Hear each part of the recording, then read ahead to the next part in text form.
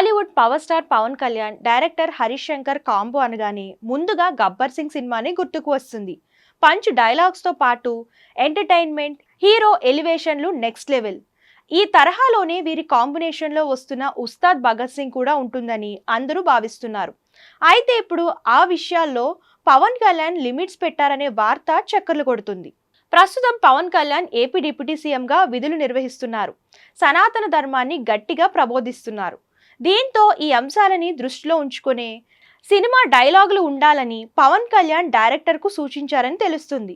రెగ్యులర్గా మూవీస్లో ఉండే సాదాసీదా కామెడీ కానీ హీరోయిజాన్ని ఎలివేట్ చేసే పంచ్ డైలాగులు వంటివి వద్దని చెప్పారనే టాక్ వినిపిస్తుంది. కానీ ప్రస్తుతం మూవీ యూనిట్ డైలాగ్ వెర్షన్ పైన ట్యూనింగ్ పనిలో బిజీగా ఉన్నారని సమాచారం.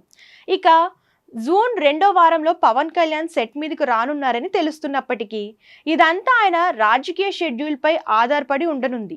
అయితే పవన్ కళ్యాణ్ మూవీ కోసం అభిమానులు ఎంతో కాలంగా ఎదురుచూస్తున్న విషయం తెలిసిందే. ఇప్పటికే ఆయన నటిస్తున్న హరిహర వీరమల్లు షూటింగ్ను పూర్తి చేసుకుంది.